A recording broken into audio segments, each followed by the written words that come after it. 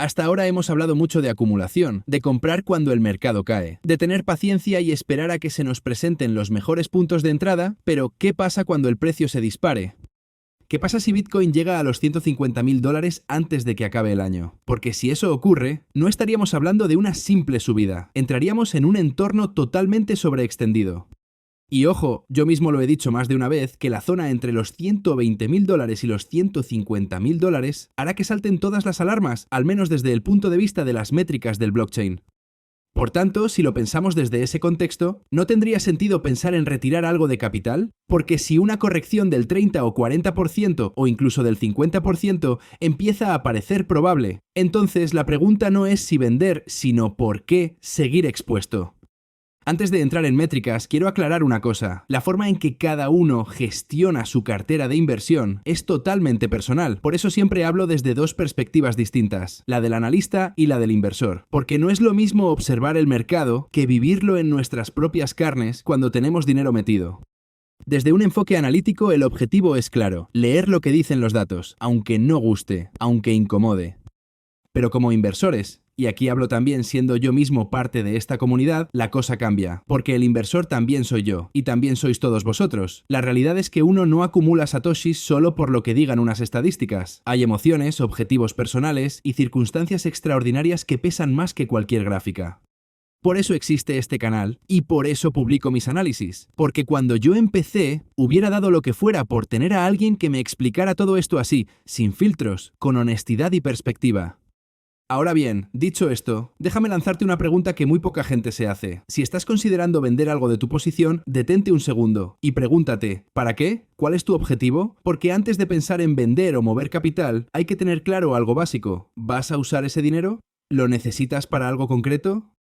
Porque si estás jubilado o cerca de estarlo, quizá tenga todo el sentido del mundo sacar una parte y comprarte 3 años de tranquilidad financiera, 3 años de vida sin preocupaciones. En ese caso, retirar parte del capital para ganar esa liquidez no es solo una estrategia, significa conseguir libertad financiera, que es el objetivo. Pero si, como yo, sigues en modo acumulación, entonces la pregunta cambia. ¿Crees que el mercado va a bajar? ¿Estás dispuesto a gestionar impuestos, comisiones y volatilidad con tal de reubicar tu capital? Hay quienes quieren diversificar. Después de años con el 99% de su cartera de inversión en BTC, deciden pasarse a activos más estables, como las acciones con dividendos o la renta fija, algo que les dé ingresos pasivos o más estabilidad. Y eso también está bien, por supuesto, pero solo si sabes para qué lo haces. Para tenerlo claro necesitas un plan. No se trata solo de salirte del mercado, sino de tener claro a dónde vas después.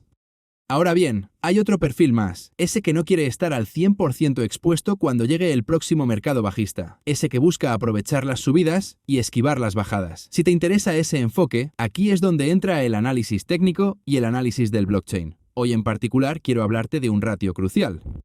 Se trata de una poderosa métrica que nos ayuda a entender en qué punto del ciclo estamos. Mide la relación entre el precio de mercado y el precio realizado de Bitcoin y nos muestra cuántas ganancias o pérdidas están recogidas en todas las posiciones abiertas, las que aún no se han gastado, es decir, las no realizadas. Pero lo interesante no es solo su valor absoluto, sino cómo se comporta en fases alcistas.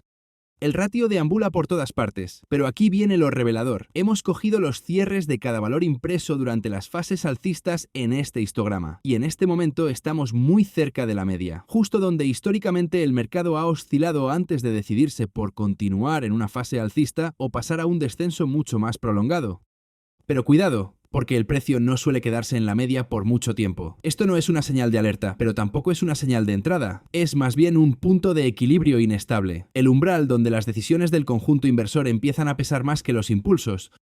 Y si te fijas, no es la primera vez que Bitcoin se comporta así. En el 2019 lateralizó por esta misma zona. Lo mismo ocurrió en tramos del 2021 y también a comienzos del 2016. Pero aquí viene lo interesante. Bitcoin no suele quedarse quieto en la media. La mayor parte del tiempo vive en los extremos.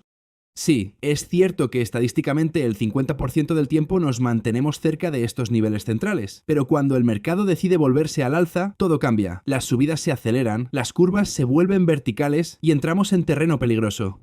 Veamos cómo de peligroso exactamente. Cuando el ratio muestra ganancias de 1,5 desviaciones estándar por encima de su media, entramos en zona roja. Esto nos pasó entre los $26.000 y los $64.000 en el último ciclo. Y lo más curioso es que este nivel ya se activó cuando BTC estaba a $3.000 y se mantuvo así durante todo el repunte hasta los $20.000.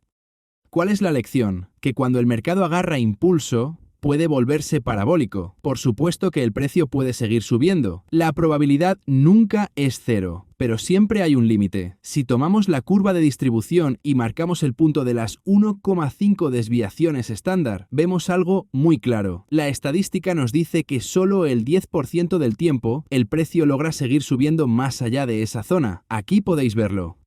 Y esa parte tan larga de la curva final, ese espacio donde el precio aún puede escalar, se vuelve cada vez más delgada. Más allá del 90% empieza la zona de excepción. Y si llegamos a las 2 desviaciones estándar, que coincidiría con precios cercanos a los $160.000, las probabilidades de seguir subiendo caen a tan solo un 4%. Esto no es opinión, es estadística. Por eso usamos estos modelos, porque en las métricas del blockchain una desviación equivale a un 80% de probabilidad de que el precio se dé la vuelta. Con 1,5 sube al 90% y con 2 desviaciones estamos hablando de más de un 95%. Sí, puede pasar. El precio puede seguir subiendo hasta los 250.000 o hasta el millón, como dicen algunos. Pero hay un 96% de probabilidad de que corrija. No es predicción, es probabilidad. Así que si en algún momento ves a Bitcoin rondando los $160.000, recuerda esto. Hay menos de un 5% de probabilidades de que siga subiendo. Sí, menos del 5%. No es cero, pero es muy baja. ¿Y por qué importa todo esto? Porque desde un enfoque analítico, ese es el punto clave. Lo hemos visto una y otra vez. Cuando el precio entra en esas zonas, los inversores a largo plazo comienzan a vender. Si rompemos los $120.000, cada dólar adicional empieza a pesar más y más sobre el precio. La estructura se vuelve más frágil y estamos más cerca del final. ¿Y cómo lo sabemos? Por los datos, por nuestro modelo del blockchain. Cada vez que entramos en esa franja roja, la oferta de los inversores a largo plazo empieza a caer. Lo vimos en marzo. Ocurrió también en el primer impulso alcista de este ciclo, y lo llevamos viendo en cada ciclo anterior, y ocurrirá otra vez, porque este comportamiento es cíclico. Eso no significa que tengamos que vender todo, pero sí tener claro qué haríamos si el mercado explota al alza.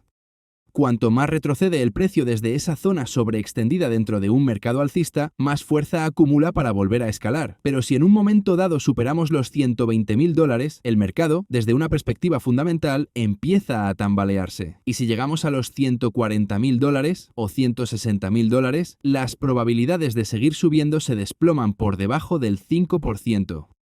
Todo esto nos lleva a una verdad simple, que todo se reduce al comportamiento humano. Estas herramientas funcionan no porque predigan el futuro, sino porque miden patrones de conducta humana. Y en cada ciclo, cuando las ganancias se vuelven absurdamente altas, el inversor promedio empieza a vender. Para afinar aún más, hemos combinado varias métricas: el ratio entre el valor de mercado y el valor realizado, el ratio entre el valor activo y el valor inversor, el comportamiento medio del mercado general y de los inversores a corto plazo, y hasta la media móvil de 200 días. El resultado, una franja crítica donde todas convergen, ubicada entre los $120.000 y los $160.000. Ese es el techo estadístico en el que históricamente los ciclos han terminado por colapsar y tocado techo. Y si algún día tocamos los $200.000, donde la media móvil de 200 días, que veíamos hace un par de vídeos, alcanza un ratio extremo del 2,4, ya no estaríamos hablando de sobrecalentamiento, estaríamos en pleno incendio.